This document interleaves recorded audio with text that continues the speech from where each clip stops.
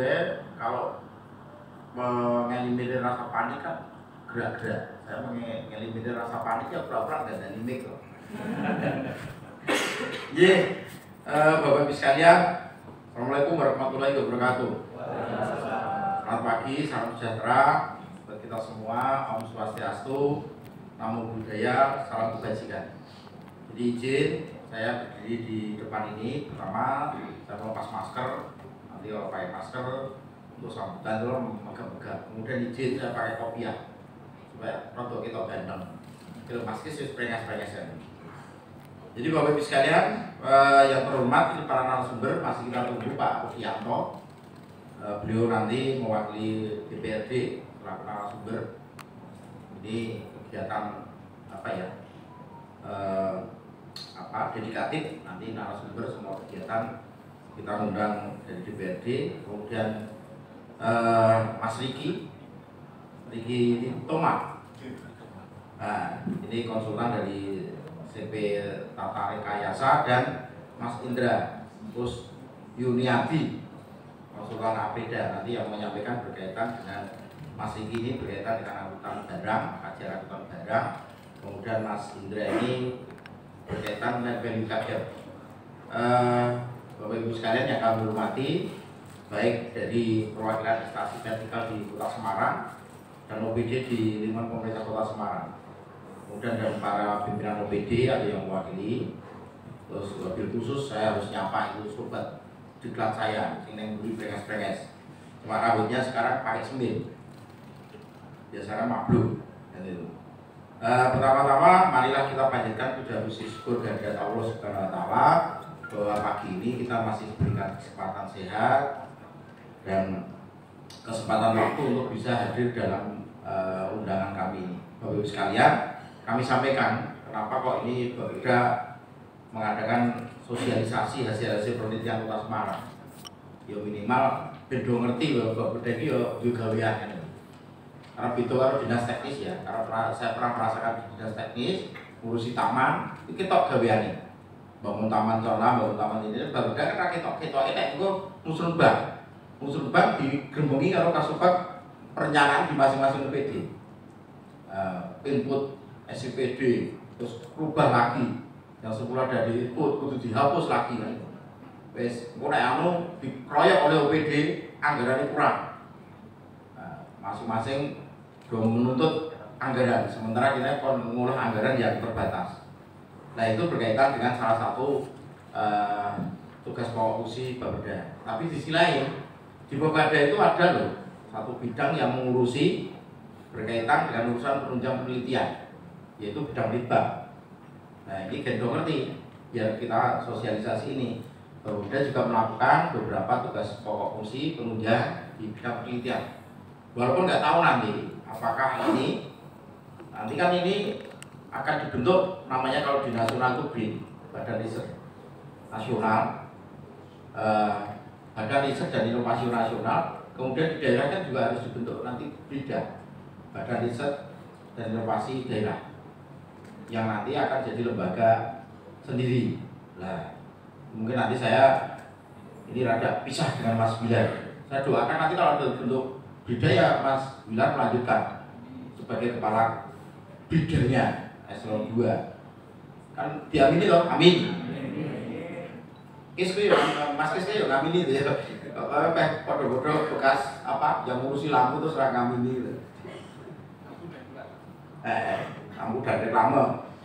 Bapak Ibu sekalian, jadi dalam kegiatan ini kita ada beberapa kegiatan penelitian yang nanti akan disampaikan oleh pihak ketiga jasa konsultan ini, yang sebenarnya ada 3, cuma yang satu karena berhalangan berkaitan dengan indeks 1 data, kemudian yang satu berkaitan dengan kajian berkaitan dengan angkutan barang, terus kemudian yang ketiga itu berkaitan dengan value capture. Bapak Ibu sekalian, kami sampaikan berkaitan dengan apa angkutan barang ini, memang kalau kebijakan di transportasi penumpangnya ini sudah banyak kita siapkan dokumen-dokumen programnya. Bapak Ibu sekalian, kami sampaikan kalau yang berkaitan dengan masalah masih riset yang mendasar itu dilakukan oleh Litbang.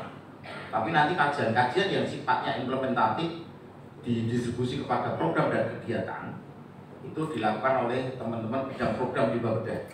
Ada bidang perencanaan infrastruktur dan wilayah, kemudian ada bidang perencanaan pembangunan ekonomi dan bidang perencanaan pembangunan pemerintahan sosial dan budaya.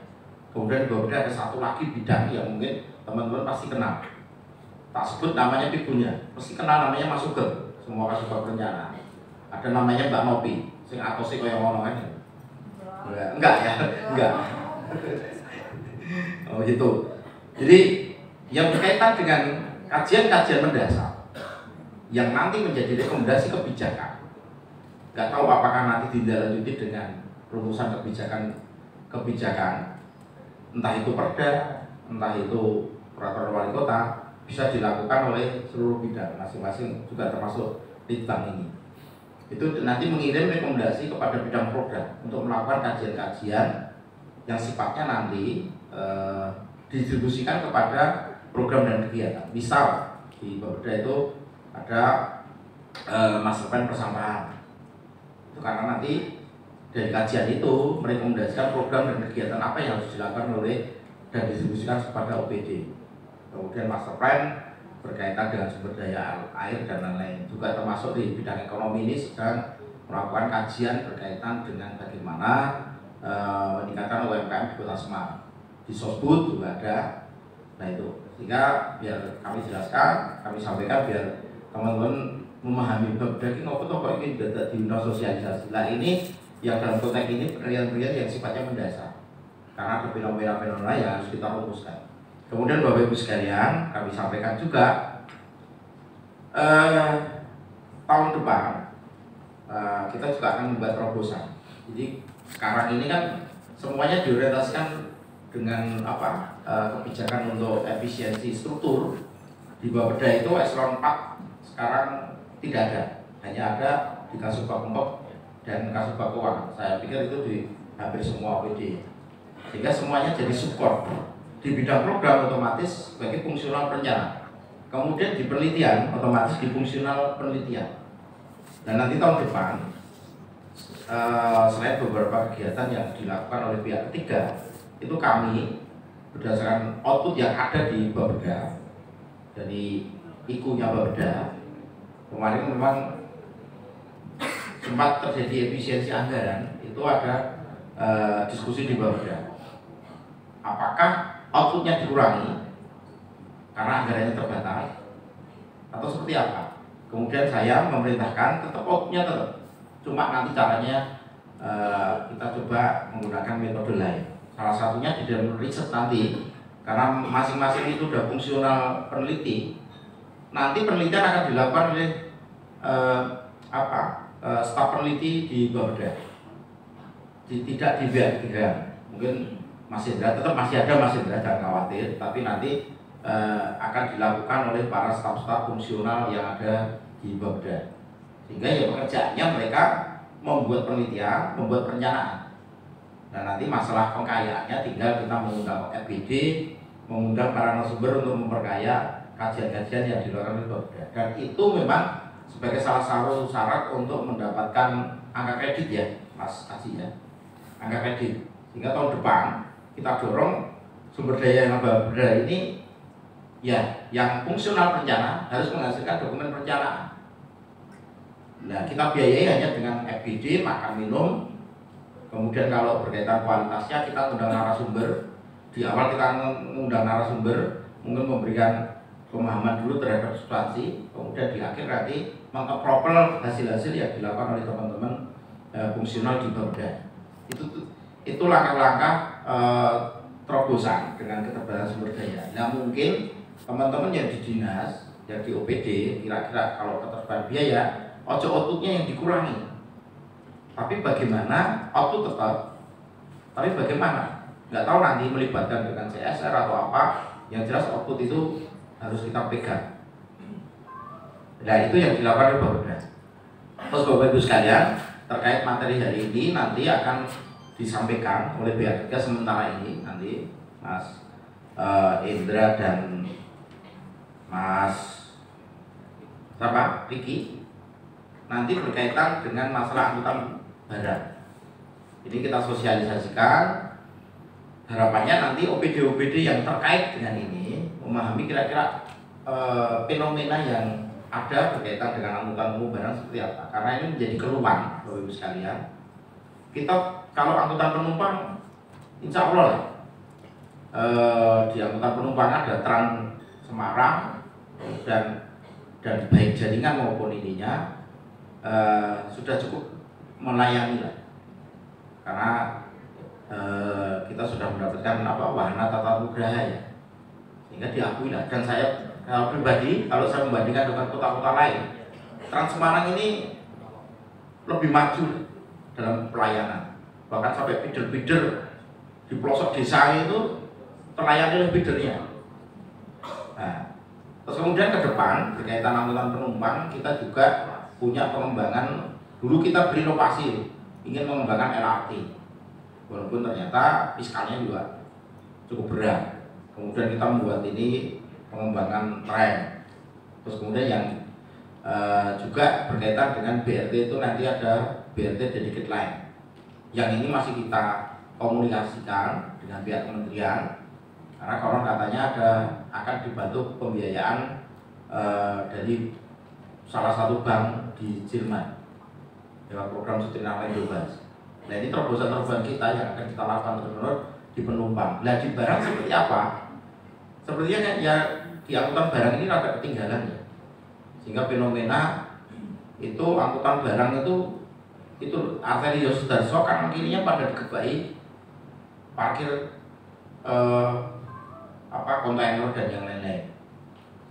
Nah sebetulnya di pelabuhan pun juga sudah menyiapkan sebenarnya. Cuma konon katanya distribusinya atau ininya mending parkir di jalan. Cuma terakhir kemarin kan ada penegakan berkaitan itu. Dan kita akan mengembangkan terminal di Terboyo yang dulu adalah terminal tipe A Kota Semarang. Pintarnya teman-teman di Zoom ini. Karena terminal tipe A itu pasti dijalur oleh pemerintah pusat. Akhirnya duwe odo-odo untuk itu dideklar sebagai terminal angkutan barang. Ning Mangkang sudah dijalur oleh pusat. Nah, yang terminal Terboyo ini akan kita kembangkan sebagai terminal angkutan barang. Dan kayaknya kondisi di lapangan perkerasannya sudah kita lakukan tahun-tahun kemarin. Nah, ini akan dilakukan kajian bagaimana sih pola distribusi dan koleksi barangnya di Semarang ini. Nanti kita rumuskan kebijakannya. Terus kemudian yang kedua, tema yang berkaitan dengan value capture. Bapak Ibu sekalian, ini berangkat dari kita itu punya aset dalam bentuk properti itu banyak, baik yang di pusat kota maupun yang dulu adalah aset-aset kita sebut tanah bengkok, ex tanah bengkok, itu tersebar di mana-mana. Nah, karena kita tahun 75 itu dapat tambahan luas wilayah kan dari Kendal, dari Ungaran, kemudian dari Demak, sehingga yang dulu statusnya adalah desa pasti untuk membiayai aparat desanya dengan tanah bengkok. Nah itu begitu masuk jadi wilayah kota, statusnya jadi kelurahan, tanah bengkok itu menjadi asetnya pemerintah Kota Semarang. Nah ini cukup banyak. Dan nanti akan kita kaji dengan land value capture ini. Sebetulnya land value capture itu pengen menilai sih aset-aset yang bertebaran itu dari aspek value-nya gimana. Kita bicaranya land value-nya. Nah bagaimana bisa ditingkatkan. Yang jelas memang kita sadari struktur kota itu belum terbentuk. Bapak Ibu sekalian kalau pernah mendengar ada inner ring road atau ring road, middle ring road itu kan masih belum sempurna. Inner ring roadnya masih terganjal jembatan Sampangan yang menghubungkan antara wilayah Superman kemudian di Bablas terus munggah itu wilayah Superman, terus kemudian jalan menuju ke Sampangan, nanti akan ada jembatan masuk Papandayan ke atas terus. Itu inner road yang menghubungkan kita. Yang melayani kalau dalam konteks keuangan adalah CBD kota yang menjadi daerah pembatas CBD kota. Kemudian ada middle ring road yang menghubungkan antar bagian wilayah kota. Kalau bagian wilayah kota dari konteks tata ruangnya kita ada 10 bagian wilayah kota yang semuanya hubungannya masih harus masuk ke pusat kota, ke Simpang 5. Bagaimana menghubungkan antara daerah Ngalian, dengan daerah Gunung Pati, semua masih lari ke Semarang. Demikian juga ke seterusnya ke Tembalang dan lain-lain. Dan nanti ada sebenarnya rencana kita ada jalan dari SMA 8 naik ke Gedung Pani tembus Jati Barang, alhamdulillah sudah ada jembatan Mundingan ke Jatirejo bablas terus, nanti masih obstacle-nya itu jembatan Frondol sekarang yang mungkin Bapak Ibu pernah dengar. Terus kemudian ada Tone Road yang sisi selatan kita masih mencari mekanisme pembiayaannya. Tapi yang di sisi utara, alhamdulillah di backup pemerintah pusat itu kan jalan tol Tanggul Laut Semarang Demak, dan kemudian yang sisi barat itu ada tol. Sehingga kalau struktur ini terbentuk, saya yakin lahan-lahan yang bertebaran di pinggir-pinggir tadi akan meningkat nilainya. Dan nanti dari kajian ini moga bisa kita temukan bagaimana sih yang kita rekomendasikan. Dan ini di bidang ekonomi tidak berhenti. Bidang perencanaan ekonomi juga lagi melakukan kajian. Kemarin terakhir itu berkaitan dengan kita mengundang narasumber Elma, Lembaga Manajemen Aset Nasional. Rekomendasinya apakah nanti di kota itu akan dibentuk badan layanan umum BLU de aset daerah supaya bisa mengoptimalkan aset-aset yang bertebaran di semuanya, aset propertinya pemerintah Kota Semarang. Jadi itu Bapak Ibu sekalian. Terus kemudian harapannya teman-teman OPD, dan ini mekanisme setiap kali kita merumuskan apa tema yang akan kita lakukan di 2023, kita minta ide dan ini dari masing-masing OPD yang bisa dilakukan Bapeda. Nanti mungkin bisa dilakukan oleh Brida. Kajian-kajian ini sekali lagi Bapeda itu ujungnya nanti setiap kajian, setiap rencana Bapeda ujungnya adalah pada kebijakan. Percuma kajian-kajian kalau berhenti hanya kajian dari dokumen yang ditumpuk ya, harus sampai minimal Bu SK Wali Kota atau bukan SK Perwal atau alhamdulillah sampai Perda. Nah, semua kajian itu. Terus kemudian juga nanti berujung pada kebijakan-kebijakan pembangunan, baik dituangkan dalam RPJMD, nanti diturunkan kepada SKOPD. Jadi itu rekan-rekan OPD semuanya, kenapa sosialisasi ini kita harapkan kita menginformasikan berkaitan dengan pertama yang jelas adalah tupoksi Bapeda itu apa toh? Yakin pasti teman-teman ini bidang penelitian ini sing diwe toh, kabite sing sapa toh, kan gitu. Terus para penelitinya di supportnya siapa saja kan? Kenalnya paling karo Pak Budi, ya. Karo Mas Sugeng, karo Mbak Nopi, ya gitu. Nah, kita ada divisi bidang penelitian yang nanti pagi ini akan menyampaikan ke teman-teman semuanya rekomendasi-rekomendasi yang dilakukan. Terus kemudian nanti dari OPD bisa menangkap kira-kira yang bisa ditindaklanjuti apa. Demikian Bapak Ibu sekalian, panjang dan lebihnya mohon maaf kalau ada kekurangan. Sebelum saya akhiri, sosialisasi hasil dari penelitian Kota Semarang tahun 2022 itu saya buka dengan tutup mix. Oke, saya akhiri dan ucap alhamdulillah. Bila taufiq wal hidayah. Assalamualaikum warahmatullahi wabarakatuh. Waalaikumsalam warahmatullahi wabarakatuh. Beri tepuk tangan yang meriah kepada Bapak Adi Pramana STMT, dan terima kasih kepada Bapak yang telah